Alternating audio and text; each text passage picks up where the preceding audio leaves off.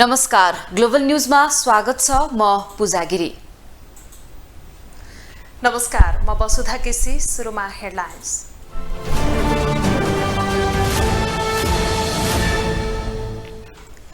माओवादी र एकीकृत समाजवादीले पनि ल्याए चुनावी घोषणा पत्र। नागरिकलाई आश्वासनको पुलिन्दा बाँड्नमै सीमित। आफ्नो रहरले गोर्खामा उम्मेद्वार नबनेको माओवादी केन्द्रका अध्यक्ष दाहालको प्रतिक्रिया। चुनाव जित्नेमा ढुक्क।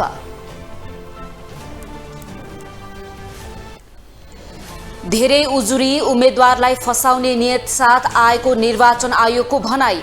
1/3 मात्र साँचो रहेको दावी। क्रिकेटर सन्दीप लामिछाने विरुद्ध जिल्ला अदालतमा नाबालिग बलात्कार मुद्दा दायर। भोलिदेखि थुन्छेक बहस।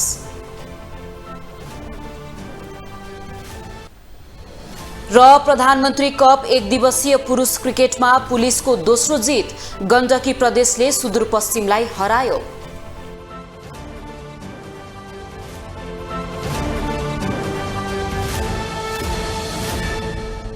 आसन्न आम चुनावका लागि सत्ता साझेदार दल नेकपा माओवादी केन्द्र र एकीकृत समाजवादी सहित विपक्षी गठबन्धनमा आबद्ध राष्ट्रिय प्रजातन्त्र पार्टीले चुनावी घोषणापत्र सार्वजनिक गरेका छन्।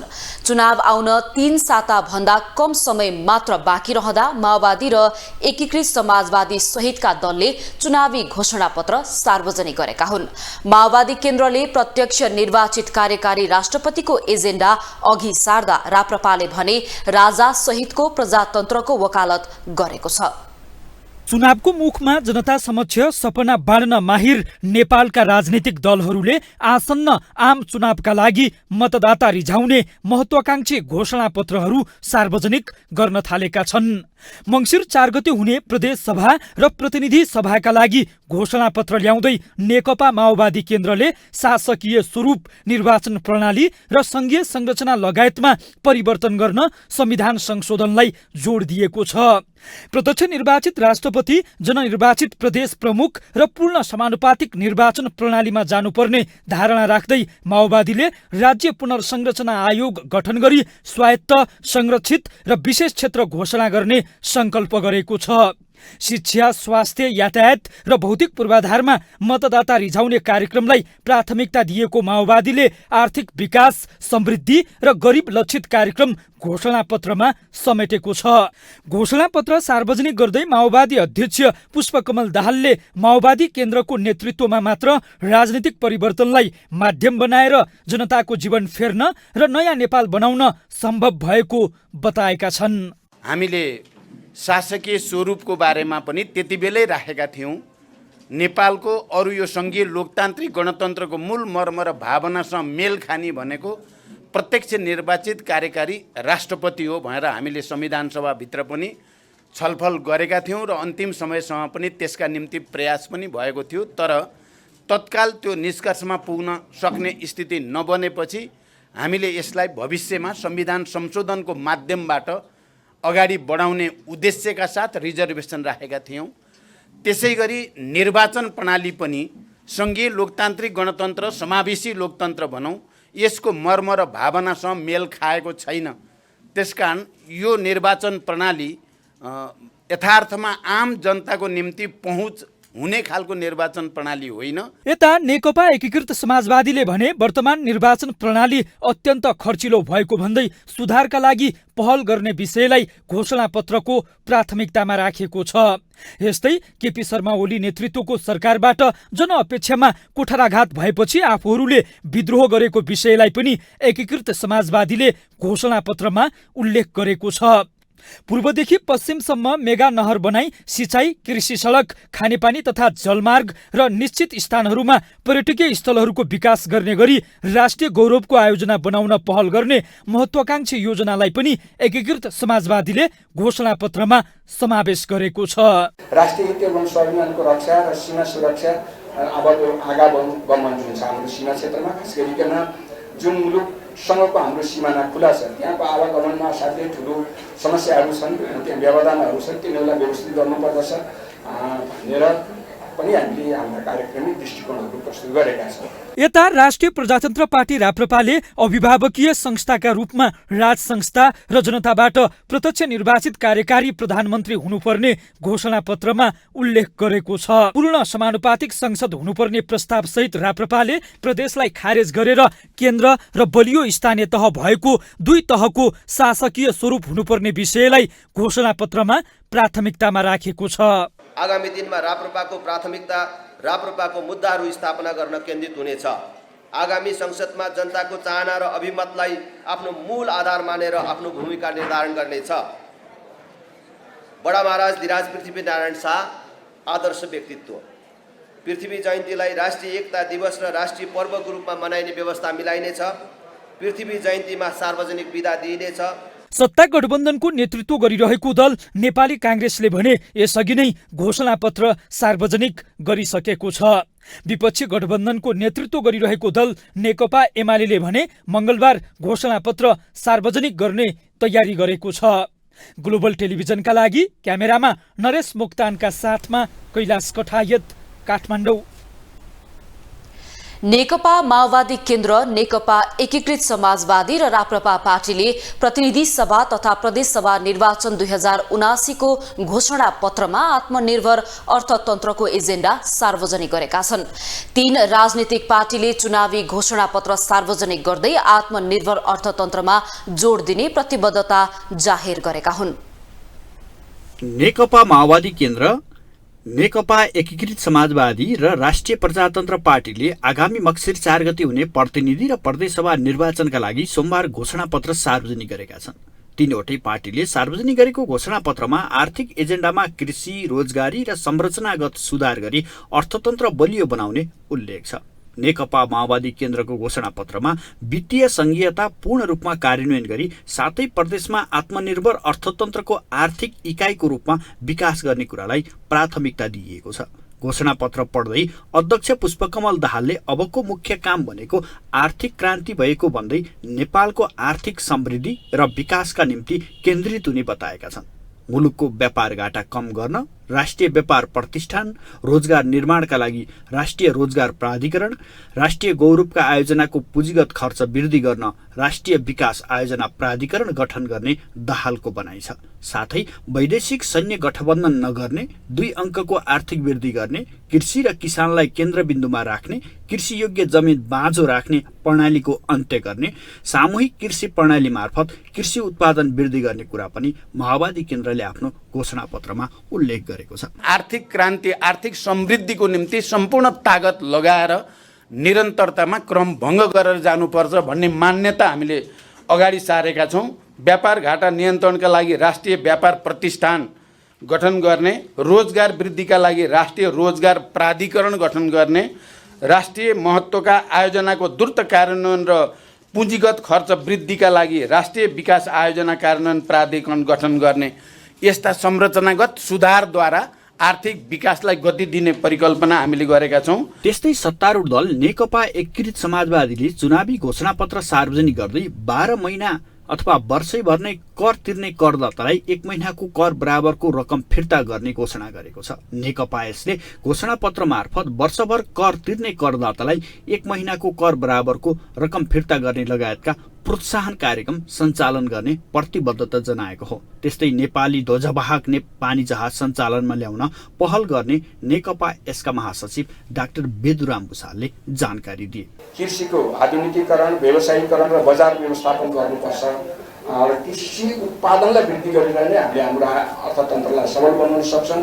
कृषि उत्पादन नै हाम्रो निर्यातको निम्ति उपयुक्त उत्पादन हुन सक्छ अथवा हामीले निर्यात गर्न सक्ने उत्पादन हुन सक्छ भन्ने हाम्रो ठहर छ।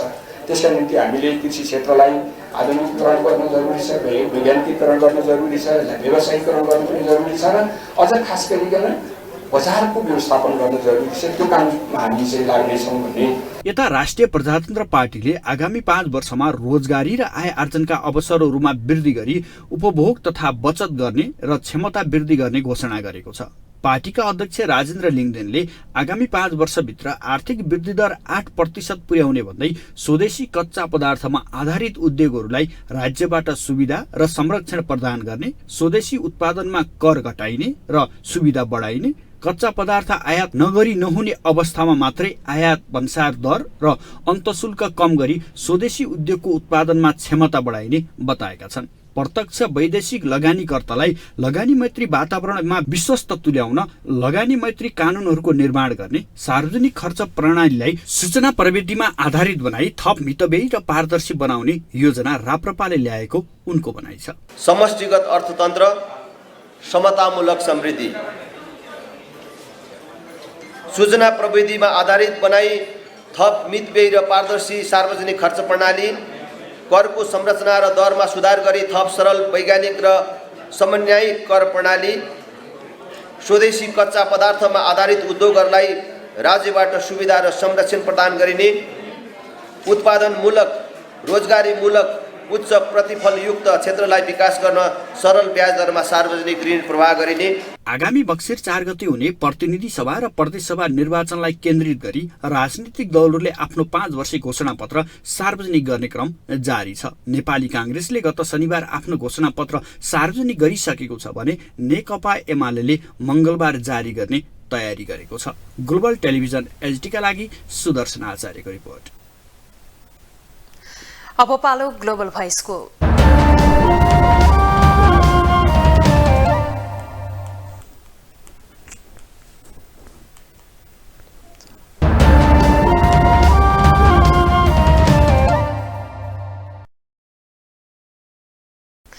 लगभग सबैजसो राजनैतिक दलले चुनावी घोषणापत्र सार्वजनिक गरिसकेका छन्।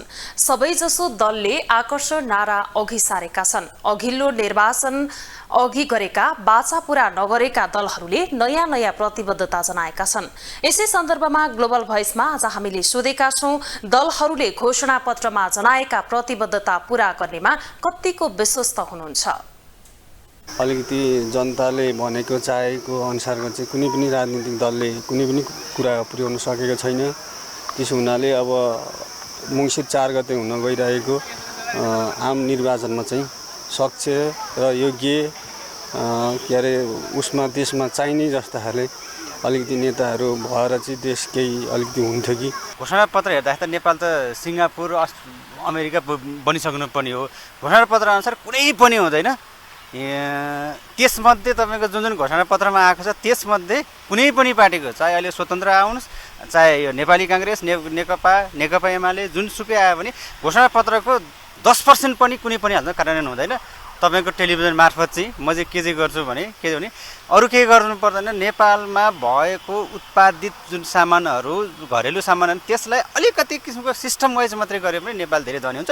त्यो घोषणापत्रमा सायद लेखेको छैन होला, मैले पढाएन, त्यो लेख्ने चाहिँ लेखेको छैन है। कारण कस्तो हुन्छ भने कारण हुन्छ हुँदैन भन्दा पनि जस्तो हाम्रो दलहरूले चाहिँ देश र जनताप्रति एकदमै औधिक रूपमा देश र जनताको लागि हामी के गर्छौँ भनेर मनैदेखि गऱ्यो भने चाहिँ उनीहरूले गर्न सक्छन्।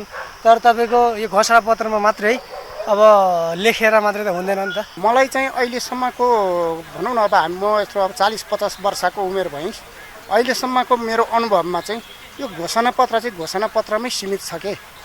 त्यस कारणले मैले चाहिँ अब यो चाहिँ कार्यान्वयन हुन्छ कि भनेर चाहिँ पत्याउने ठाउँ चाहिँ छैन। तैपनि अब ल्याएका मध्येमा कुनै पनि दलहरूले अहिलेसम्म गरेको कुराहरू हेर्दाखेरि घोषणापत्रमा लेखेका कुरा कुनै पनि कार्यान्वयन भएका छैनन्। र कार्यान्वयन नभएको कारणले गर्दा यी सबै दलहरूलाई एकचोटि हटाएर जनताहरूले चाहिँ एकपटक स्वतन्त्र बालेन शाह जस्तो व्यक्तिलाई लिएर स्वतन्त्र उम्मेदवारहरूलाई जिताएर यो देशमा एकचोटि आमूल परिवर्तन ल्याउनु पर्ने खाँचो चाहिँ देखिएको छ र जनताको चासो पनि त्यही नै देखिएको छ अहिलेसम्म पनि। नेकपा माओवादी केन्द्रका अध्यक्ष पुष्पकमल दाहालले आफूले गोर्खाबाट चुनाव जित्ने सुनिश्चित भइसकेको दावी गर्नुभएको छ। काठमाडौँमा पार्टीको चुनावी घोषणापत्र सार्वजनिक कार्यक्रममा दाहालले गोर्खाली नागरिक, त्यहाँको स्थानीय पार्टी कमिटी, बुद्धिजीवी र गठबन्धनका नेताहरूको आग्रहमा मात्रै आफूले त्यहाँबाट चुनाव लड्ने निर्णय गरेको बताउनुभयो।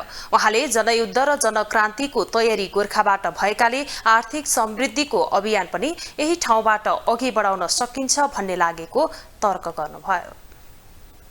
त्यही ठाउँको पार्टी जनता बुद्धिजीवी गठबन्धनका साथीहरू समेतको आग्रहपछि र पहिला पनि मैले सोचेको थिएँ, पहिला 74मा पनि पहिला पनि गोर्खाको पार्टी र त्यहाँको साथीहरूले मलाई गोर्खा आउन त भनिरहनुहुन्थ्यो। त्यसकारण मैले सुरक्षा र असुरक्षा हेरेर गोर्खा गएको होइन, गोर्खा गएर त्यहाँबाट यो समृद्धिको आर्थिक समृद्धिको एउटा नयाँ क्रान्तिको अभियान फेरि थाल्ने, हिजो जनयुद्धको जनआन्दोलनको जनक्रान्तिको अभियान थालेको ठाउँबाट नै आर्थिक समृद्धिको अभियान थाल्दा त्यो देशभरि देखिन्छ, सुनिन्छ, संसारले पनि सजिलै देख्छ भन्ने एउटा सङ्कल्पसहित म गोर्खा पुगेको हो।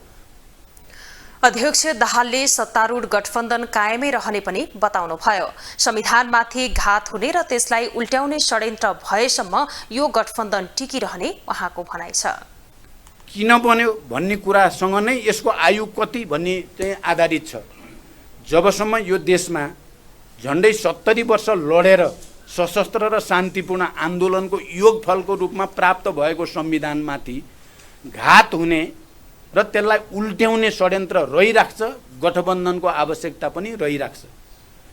त्यसकारण यो गठबन्धन अहिले हाम्रा अलग अलग प्रतिबद्धता पत्र भए पनि गठबन्धन हाम्रो साझा प्रतिबद्धताका साथ त्यो अगाडि जान्छ। अध्यक्ष दाहालले मुलुकको आर्थिक विकासका लागि ठूलै धक्का दिनुपर्ने अवस्था रहेको पनि बताउनुभयो।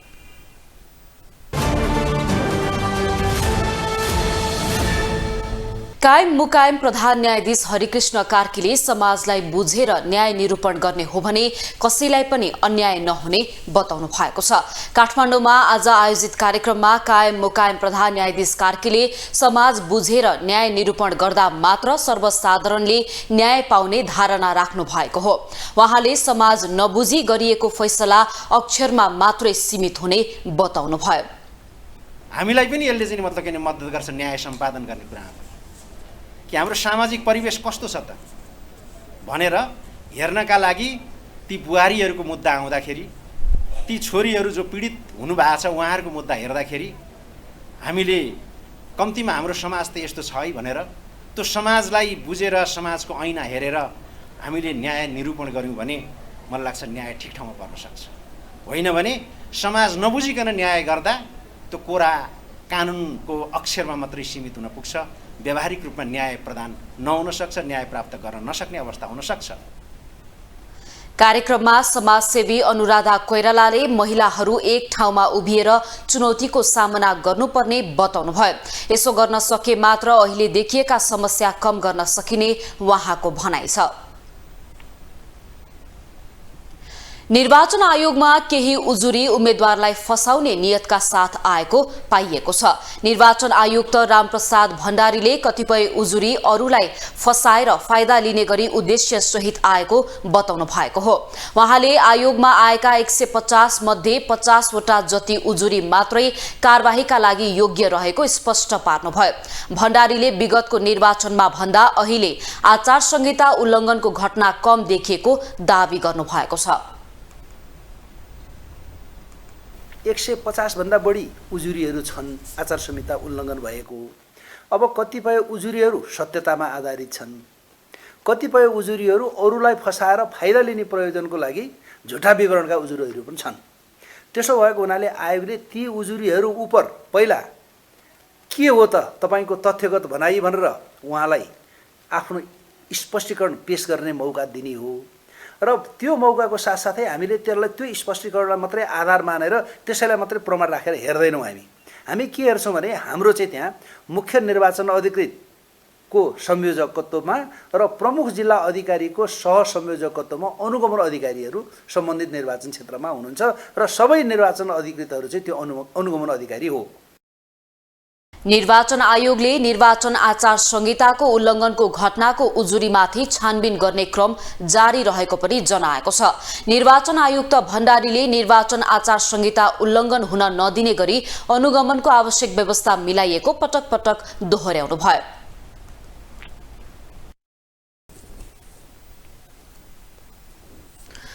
उदाउँदो सूर्यलाई अर्घ दिएसँगै छठ पर्व सकिएको छ। कार्तिक शुक्ल चतुर्थीदेखि सप्तमीसम्म मनाइने यो पर्वमा सूर्य देवताको आराधना गर्ने परम्परा रहेको छ।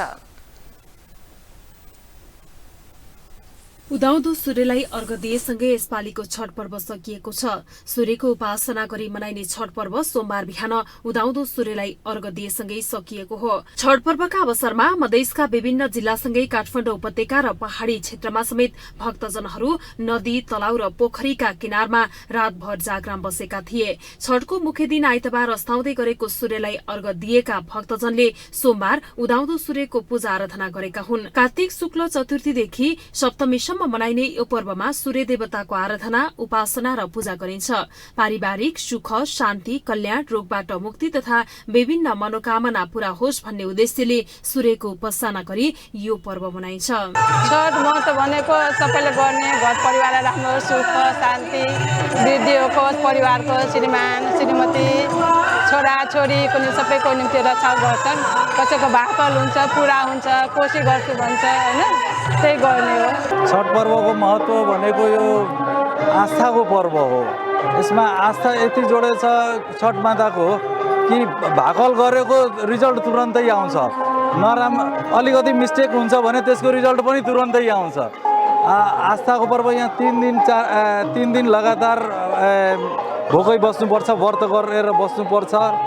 यो उद्याउँदो सूरजको अर्घ दिएर यसलाई हामीले समापन गर्छौं, ठेकुवा बनाउँछौं। विभिन्न पर्वहरूमध्ये छठ पर्व सामाजिक पर्व रहेको संस्कृतविद पण्डित रामाकान्त झाको भनाइ छ। विभिन्न परिकारहरू बनाई हिन्दू धर्मावलम्बीले पोखरी, तलाउ, नदीको डिलमा सामूहिक रूपमा मनाइने गरेकाले यसको महत्त्व झन बढेको उनको भनाइ छ। अरू जति व्रतहरू हुन्छन् ती जात जातिहरूले अलग अलग गर्दा रहेछन्। वर्ण व्यवस्था अनुसार हिन्दू धर्म चलिआएको वर्ण व्यवस्था अनुसार छठमा के देखिन्छ भने जुनसुकै वर्ण भए तापनि ती सबै वर्ण सबै जात जाति चाहिँ मिलेर लगभग मिलेर भन्दाखेरि सँगसँगै भन्न पनि पाइयो सक्यो। किन भन्दाखेरि एउटै पोखरीमा, एउटै तलाउमा वा एउटै नदीमा सबैजना मिलेर चाहिँ यो उत्सव मनाउँदा रहेछन्। सत्य र अहिंसाप्रति मानवको रुचि बढाउने तथा सबै जीवप्रति सहानुभूति राख्न अभिप्रेरित गर्नु यस पर्वको मुख्य विशेषता हो। छठ पर्वमा व्रत गरे दुःख र दरिद्रबाट मुक्त पाइन्छ भन्ने जनविश्वास छ। यसमा झुप्पा झुप्पा फलहरू चढाउँदा सूर्य देवता प्रसन्न भई व्रतालुका कुटुम्ब सहित सबै सन्तानको भलो हुन्छ भन्ने मान्यता समेत रहेको छ। उदाउँदो सूर्यको पूजा आराधना गर्न काठमाडौँको गुहेश्वरी, कमल पोखरी लगायत तराई मधेसका ऐतिहासिक गंगा सागर, पोखरी तथा नदी तलाउमा व्रतालुहरूको घुइँचो लागेको थियो। पहिले तराईका सीमित क्षेत्रमा मनाइने छठले केही वर्षदेखि राष्ट्रिय स्वरूप ग्रहण गरेको छ। ग्लोबल टेलिभिजनका लागि वीरगञ्जबाट आबिद हुसेनको सहयोगमा वसुधा केसी, काठमाडौँ। नाबालिग बलात्कार आरोप लागेका राष्ट्रिय क्रिकेट टिमका पूर्व कप्तान सन्दीप लामिछाने विरुद्ध अभियोग पत्र दर्ता भएको छ। प्रहरीले अनुसन्धान प्रतिवेदन बुझाएको एक सातापछि जिल्ला सरकारी वकिलको कार्यालयले जिल्ला अदालत काठमाडौँमा मुद्दा दायर गरेको हो। अदालतमा मुद्दा दायर भएसँगै भोलिदेखि थुनचेक बहस हुनेछ। नाबालिग बलात्कार गरेको आरोपमा पक्राउ परेका राष्ट्रिय क्रिकेट टिमका पूर्व कप्तान सन्दीप लामिछाने विरुद्ध अभियोग पत्र दायर भएको छ। गत असोज 20 गते पक्राउ परेका लामिछाने माथिको अनुसन्धान प्रतिवेदन प्रहरीले एक साता अघि नै सरकारी वकिलको कार्यालयमा बुझाएको थियो। तर तिहार बिदाका कारण जिल्ला सरकारी वकिलको कार्यालयले सोमबार मात्रै अदालतमा मुद्दा दायर गरेको हो। प्रहरी अनुसन्धान प्रतिवेदन अनुसार सरकारी वकिलको कार्यालयले 18 वर्षभन्दा कम उमेरकी नाबालिगलाई बलात्कार गरेको अभियोग अन्तर्गत 12 वर्ष कैद सजायको माग दावी गर्दै मुद्दा दायर गरेको हो। अनुसन्धानका क्रममा प्रहरीले बरामद गरेको सीसीटीभी भिडियो र पीडित किशोरीको बयानलाई मुख्य आधार बनाएर सजाय माग दावी गरिएको छ। अदालतमा मुद्दा दायर भएपछि अब मंगलबारदेखि थुनचेक बहस सुरु हुनेछ। बहसमा सहभागी हुने कानून व्यवसायीको संख्याका आधारमा थुनचेक बहस सकिने मितिको टुङ्गो लाग्नेछ। अदालतमा थुनचेक बहस सकिएपछि पूर्वपक्षका लागि जेल चलान गर्ने वा धरौटीमा रिहा गर्ने आदेश हुनेछ। ग्लोबल टेलिभिजनका लागि क्यामेरामा राजु थापाका साथमा अमृत राज काफ्लेको रिपोर्ट। आइतबार दिल्ली जान ठिक्क परेका यात्रुले नेपाल एयरलाइन्स र नेपाल नागरिक उड्डयन प्राधिकरणको आन्तरिक विवादका कारण शास्ति पाएका छन्। दिल्ली जान विमानस्थल पुगेर बोर्डिङ पास समेत लिएका यात्रुहरूलाई जहाज उडाउने अनुमति नभएको भन्दै फिर्ता गरिएको थियो। प्राधिकरणले नेपाल वायु सेवाको कमजोरी देखाउँदै 24 घण्टे स्पष्टीकरण मागेको छ भने निगमले भने माफी मागेको छ। नेपाल वायु सेवा निगम र नागरिक उड्डयन प्राधिकरणको आन्तरिक विवादका कारण दिल्ली जाने यात्रुले आइतबार शास्ति पाएका छन्। दिल्ली जान टिकट लिएर विमानस्थल पुगेका यात्रुलाई एयरलाइन्सले बोर्डिङ पास समेत दिएको थियो, तर अन्तिम समयमा उडान नै रद्द भएको थियो। उडान रद्द हुनुको कारण भने निगमले आइतबार दिएको थिएन।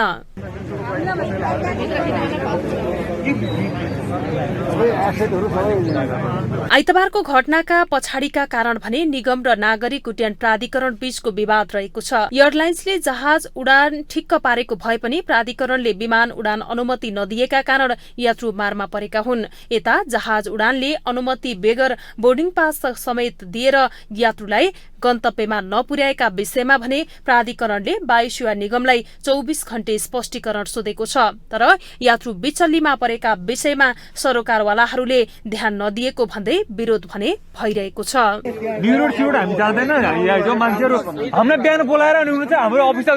यता नेपाल वायु सेवा निगमले भने विशेष कारणवश उडान रद्द भएको भन्दै माफी मागेको छ। निगमले अल्पत्र परेका यात्रुलाई गन्तव्य स्थानमा पुर्याउन वैकल्पिक व्यवस्था गर्ने समेत बताएको छ। सरकारी स्वामित्वको निगम र सरकारकै मातहतमा रहेको नागरिक उड्डयन प्राधिकरणका बीचमा देखिएको विवादले यात्रु मारमा त परे नै, त्यसमाथि निगमको विश्वसनीयतामाथि नै प्रश्न उठेको छ। अर्कातिर सयौं यात्रु अल्पत्र पर्दा समेत सरकारले पर्याप्त चासो समेत दिएको छैन। अब इकोनोमिक न्यूज।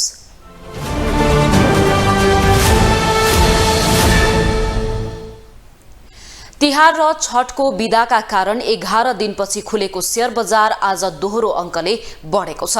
शेयर बजार परिसूचक नेप्से आज 16.39 अङ्कले बढेर 1874.87 बिन्दुमा पुगेको हो। आज विकास बैंक समूह बाहेक अरू सबै समूहको शेयर बढेको छ। 224 वटा कम्पनीको 25,74,000 किता शेयर 69 करोड 73 लाख रुपैयाँमा कारोबार भएको छ। सबैभन्दा धेरै एनआईसी एसिया बैंकको 6 करोड 17 लाख रुपैयाँको शेयर किनबेच भएको छ।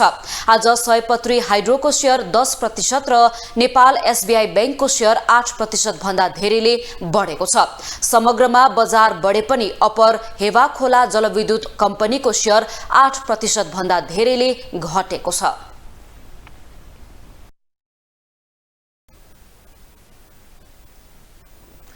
अब इन्टरनेशनल न्यूज।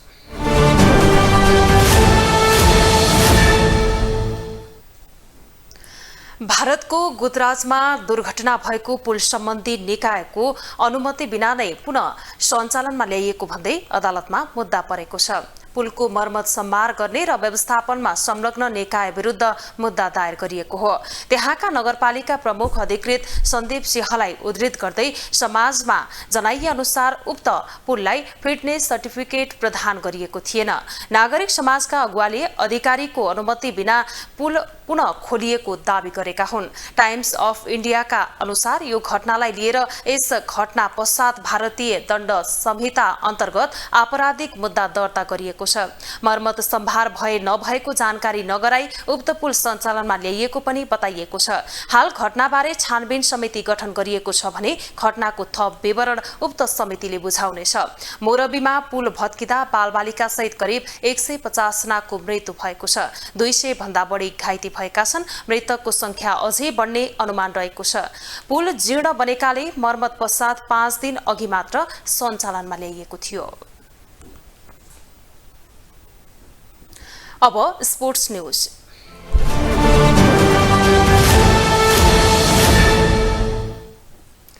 विभागीय टोली नेपाल पुलिस क्लबले राजधानीमा जारी प्रधानमन्त्री कप 1 दिवसीय राष्ट्रिय क्रिकेट प्रतियोगितामा लगातार दोस्रो जित निकालेको छ। काठमाडौँको मूलपानी मैदानमा आज भएको खेलमा नेपाल पुलिसले प्रदेश 1 माथि 7 विकेटको फराकिलो जित निकालेको हो।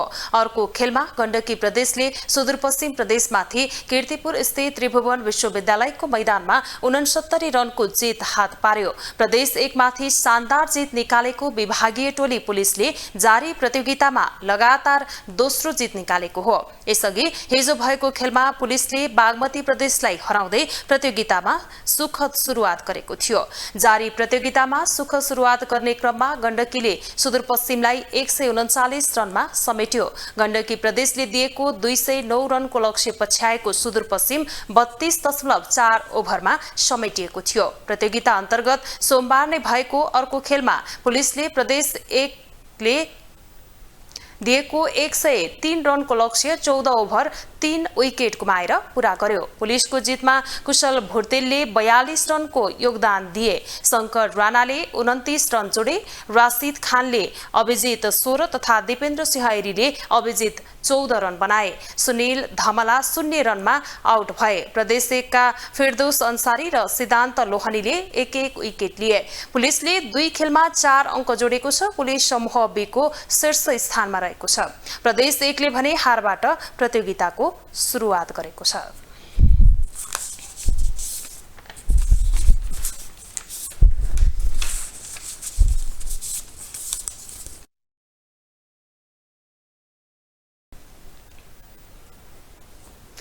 ग्लोबल न्यूजको अन्त्यमा अहिलेसम्मका हेडलाइन्स पुनः एकपटक।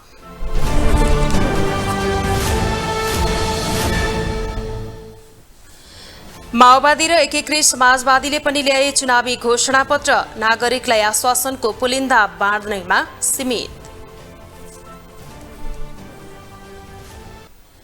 आफ्नो रहरले गोर्खामा उम्मेद्वार नबनेको माओवादी केन्द्रका अध्यक्ष दाहालको प्रतिक्रिया। चुनाव जित्नेमा ढुक्क।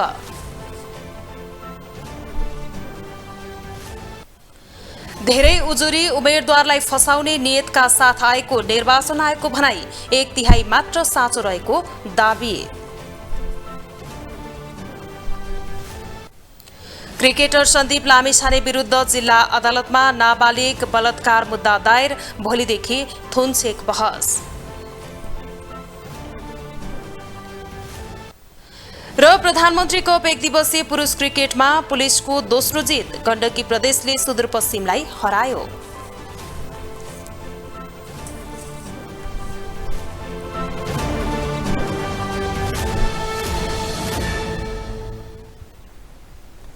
ग्लोबल न्यूज अहिलेलाई यति नै। ग्लोबल टेलिभिजन तपाईँ फेसबुक तथा युट्युबमा पनि प्रत्यक्ष हेर्न सक्नुहुनेछ। ग्लोबल टेलिभिजन हेर्दै गर्नुहोला। नमस्ते।